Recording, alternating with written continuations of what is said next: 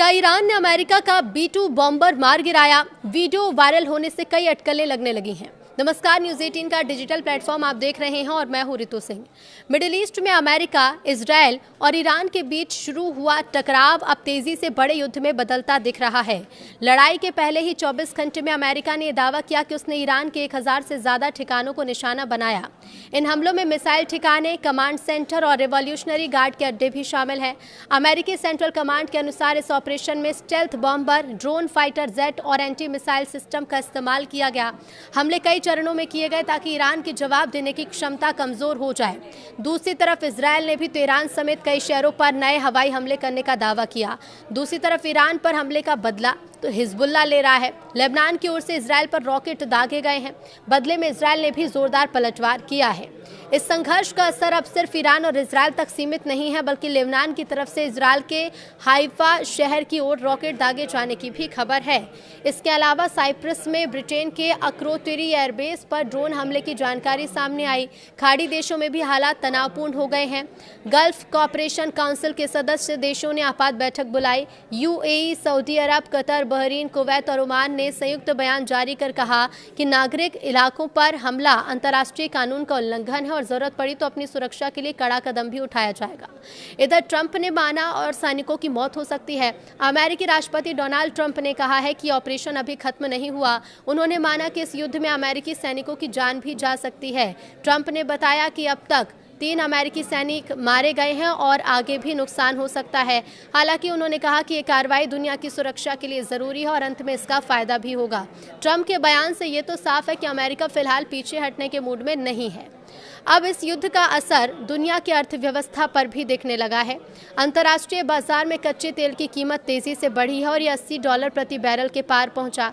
विशेषज्ञों ने कहा कि अगर मिडिल ईस्ट में लड़ाई लंबी चली तो तेल सप्लाई प्रभावित हो सकती है और इससे दुनिया भर में महंगाई बढ़ेगी और कई देशों की अर्थव्यवस्था पर असर भी। सोशल मीडिया पर अब एक वीडियो वायरल है जिसमें दावा किया जा रहा है कि ईरान ने अमेरिकी B-2 स्टेल्थ बॉम्बर को मार गिराया। वीडियो में जलती हुई चीज़ गिरते और विस्फोट होते भी दिखी, लेकिन इसकी आधिकारिक पुष्टि अभी तक नहीं हुई। अमेरिकी अधिकारियों ने माना है कि ईरान पर हमलों के B-2 बॉम्बर का इस्तेमाल हुआ था, लेकिन किसी भी विमान के गिराए जाने की पुष्टि नहीं की गई। पेंटागन के मुताबिक हमले में सैकड़ों स्ट्राइक की गई और कई मिसाइल ठिकानों को निशाना बनाया गया। इधर संयुक्त अरब अमीरात में अमेज़न वेब सर्विसेज के एक डेटा सेंटर पर हमला होने के बाद आग लग गई। कंपनी के मुताबिक किसी वस्तु के टकराने से आग लगी, जिसके बाद एहतियात के तौर पर बिजली सप्लाई को बंद करना पड़ा। ये घटना भी ऐसे समय में हुई जब ईरान की जवाबी मिसाइल और ड्रोन हमले के कारण यूएई समेत खाड़ी देशों में कई ठिकानों को निशाना बनाए जाने की खबरें सामने आई। अधिकारियों ने कहा कि हालात पर नजर रखी जा रही है। तो ब्रिटेन की रॉयल एयरफोर्स के टाइफून फाइटर जेट ने कतर की ओर जा रहे एक ईरानी ड्रोन को मार गिराया। ब्रिटिश रक्षा मंत्रालय के मुताबिक ये कार्रवाई कतर के एयरस्पेस की सुरक्षा और क्षेत्र में ब्रिटिश हितों की रक्षा के लिए की गई। बताया जाता है कि जेट कतर में तैनात संयुक्त ब्रिटेन कतर स्क्वाड्रन का हिस्सा था और एयर टू एयर मिसाइल से ड्रोन को गिराया गया। अमेरिका इजराइल हमलों के बाद ये पहली बार है जब ब्रिटिश लड़ाकू विमान ने सीधे किसी ईरानी ड्रोन को निशाना बनाया हो। अमेरिकी ईरान का युद्ध चल रहा है तो अमेरिकी सेंट्रल कमांड ने कहा कि ईरान के खिलाफ सैन्य कार्रवाई जारी है और अमेरिकी बल संभावित खतरों को खत्म करने के लिए हमले कर रहे हैं।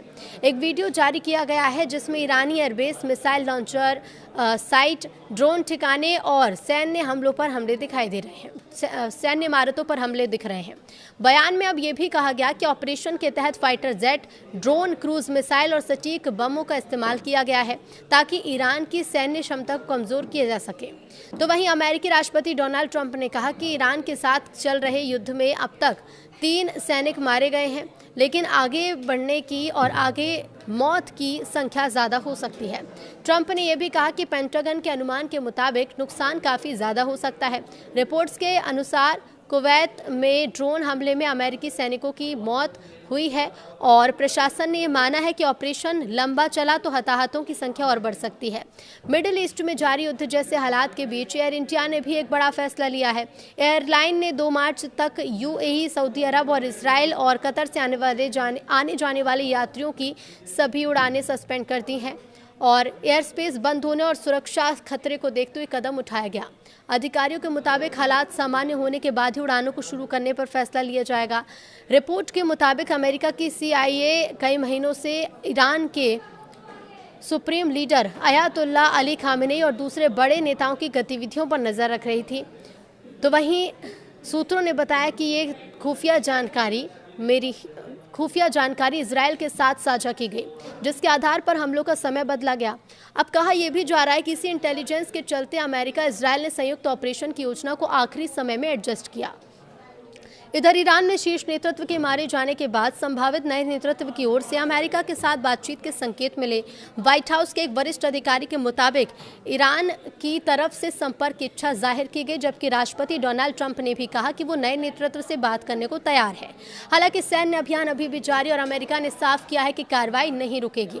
रिपोर्ट्स के मुताबिक ईरान ने अंडरग्राउंड सुरंग और मिसाइल ठिकानों से ड्रोन और बैलिस्टिक मिसाइल दागकर अमेरिका के ठिकानों और इजरायल को निशाना बनाया।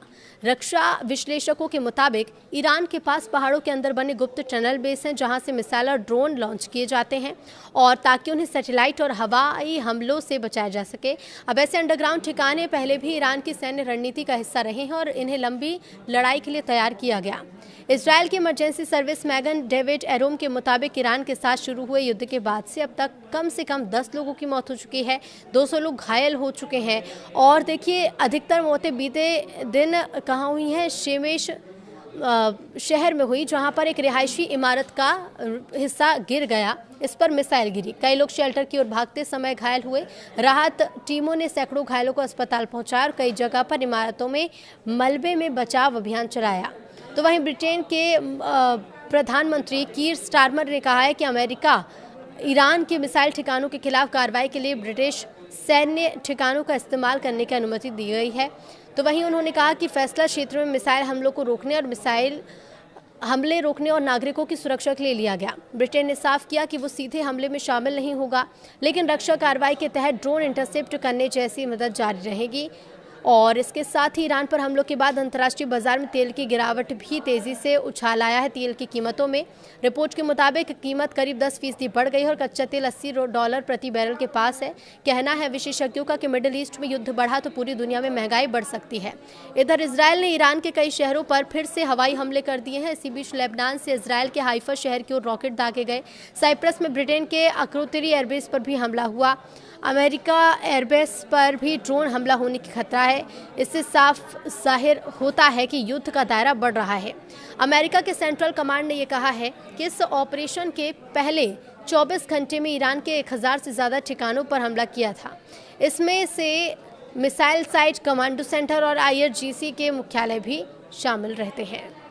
तो हमले में स्टेल्थ बॉम्बर, ड्रोन और फाइटर जेट का इस्तेमाल किया गया। गल्फ कोऑपरेशन काउंसिल के देशों ने बैठक कर ईरान के हमलों की निंदा की। UAE, सऊदी अरब, कतर, बहरीन, कुवैत और ओमान ने कहा कि नागरिक इलाकों को निशाना बनाना अंतर्राष्ट्रीय कानून का उल्लंघन है। समूह ने चेतावनी दी है कि जल्द ही अगर सुरक्षा अपने लिए उसका ध्यान नहीं दिया गया और अपनी सुरक्षा के लिए हर जरूरी कदम यहाँ पर उठाए जाएंगे।